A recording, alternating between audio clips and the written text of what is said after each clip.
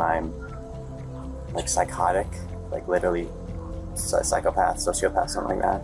She thinks I'm gonna kill her. Comes a certain point, ladies and gentlemen, where that last drop of blood came out of her, and she died and left this earth knowing that her son butchered her. Good day, everyone, and welcome back to Law and Crime Diaries, the channel where we take you inside the most gripping, unsettling, and emotionally charged criminal cases unfolding across America. Today's story is one of the most haunting and heartbreaking cases we have examined on this channel. It is a story of a fractured family, a series of escalating tragedies, and a teenager who found himself standing at the center of two deadly encounters, both involving his own parents.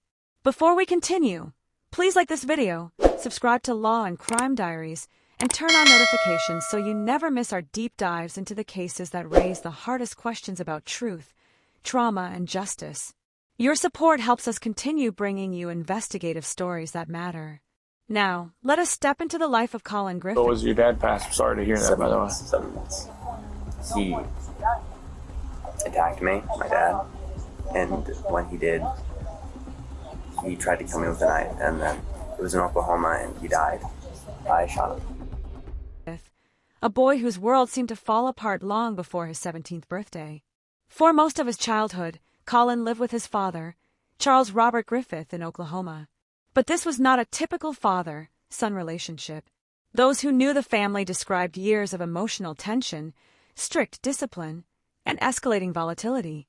Investigators would later reveal that Collin often felt unsafe, unheard, and trapped in a home where conflict seemed to simmer just below the surface. Anger's fine? Yes, it's just when someone attacks me, that's how I act. That didn't happen, though. I was there. He went after the phone, and the next thing I know, she's on the floor. No, she hit me. She got on me. I didn't see that, Colin. I really didn't. His anger just, was unbelievable. I said, your mama's going to lay down the law. I said, you want to be a Marine, you're going to have to learn. People are going to get in your face and make things. I said, you've got to learn to control yourself. Everything erupted on Valentine's Day of 2023. What should have been a day about love instead became a turning point marked by terror. According to police, an intense confrontation erupted between father and son. In the chaotic and frightening moments that followed, 15-year-old Collin grabbed a gun and shot his father, killing him. When police arrived, the teenager was visibly distraught. He told them he acted in self-defense, claiming he feared for his life. After reviewing evidence, investigators agreed. The shooting was ruled a justified act, a desperate decision made by a child who believed he had no other way out. But surviving an act of violence is not the same as escaping it. The trauma lingered. After the incident, family members arranged for Collin to move to Florida, hoping that living with his mother, Catherine Griffith, would help him heal. Catherine had not lived with her son for years, and she believed that bringing him into her home would give both of them a fresh start. Collin moved into the home of his grandmother, where Catherine often stayed. But a new beginning does not erase old scars. Throughout 2024, the tension between mother and son slowly intensified. Catherine's family noticed arguments, emotional blow-ups, and moments when Catherine seemed overwhelmed and Collin seemed withdrawn. Court filings later suggested that Collin struggled with anger, confusion, and unresolved trauma from the Oklahoma shooting. Catherine, trying to balance being both a mother and a protector, sometimes found herself pulled into the emotional storm. As the months passed, their fragile relationship began to fracture. It all started on September the 8th, which was this last Sunday, when we got a 911 call from Collin Griffith, who's 17 years of age. He said he and his mother had a very long fight, and she fell on a knife. When the deputies arrived, he was calm, cool, collected, not upset, and he had blood on him. The medical examiner said it is not reasonable or plausible that she died the way he said she did. Comes a certain point, ladies and gentlemen, where that last drop of blood came out of her, and she died and left this earth knowing that her son butchered her. By the time January turned into February, relatives reported sensing a growing heaviness in the household, a feeling that something was going to break. And then it did. 1 year after the Valentine's Day shooting, tragedy struck again. Late into the evening, a frantic 911 call came from Collin Griffith, now 17 years old. His voice shaking, he told dispatchers that his mother had suffered a fatal injury. When police arrived at the grandmother's home, they found Catherine Griffith dead from a stab wound. According to Colin, he and his mother had gotten into an argument, one of many, but this time, Catherine allegedly lunged at him with a knife. He claimed she slipped, fell onto the blade, and fatally wounded herself.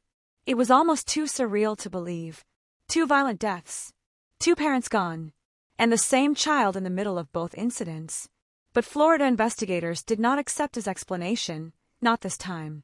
They believed the evidence told a different story. Within days, Colin was arrested and charged with murder and kidnapping.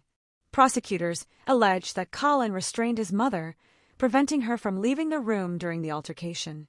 They argued that the angle and depth of the wound did not match a fall. They pointed to what they called inconsistencies in Colin's timeline, demeanor, and recounting of the event. Suddenly, the teenager who had once been seen as a child defending himself was now being portrayed as a violent aggressor. The community was divided. Some saw Colin as a deeply traumatized boy thrust into 2 horrific situations beyond his maturity or control. Others believed he was responsible for both deaths, but only now facing accountability. The case spiraled across local news, social media threads, and legal analysis panels. But nothing compared to the intensity of the trial. In the courtroom, the prosecution presented a cold, methodical narrative, a son overwhelmed by conflict, a moment of rage, and a mother who paid the ultimate price. They showed crime scene photos, forensic reports, and expert testimony claiming the stabbing could not have happened the way Colin described. The defense countered with equal force. They argued that Colin's entire life had been shaped by fear and instability, fear that began under his father and never left him. They emphasized that he immediately called 911, that he never attempted to flee, hide evidence, or craft an elaborate cover story. They brought forward forensic specialists who testified that accidental self-inflicted stab wounds can occur during sudden movements or slips, especially in moments of chaos. Witnesses took the stand recounting Catherine's frustrations, Colin's past trauma, and the tense environment that had taken over the home. The courtroom was heavy with emotion. Every testimony pulled the jury deeper into a story where the lines between victim and perpetrator blurred, twisted and tangled. And then, after tense deliberations, the verdict arrived. Not guilty. On all major charges, including murder and kidnapping, the jury found that prosecutors had not proven Colin acted with criminal intent. For the second time in his life, Collin Griffith walked out of a courtroom acquitted of killing a parent. But this verdict did not bring celebration. Only silence. Only tragedy. A 17-year-old boy now stood without a mother, without a father, and without the childhood he should have been living. The legal system had spoken, but the emotional devastation would last far longer than any trial. This case forces us to confront uncomfortable questions. How does trauma evolve inside a family? Can a teenager truly defend himself against a parent without becoming permanently changed? And what happens when a child grows up learning that survival sometimes means making split-second, life-or-death decisions?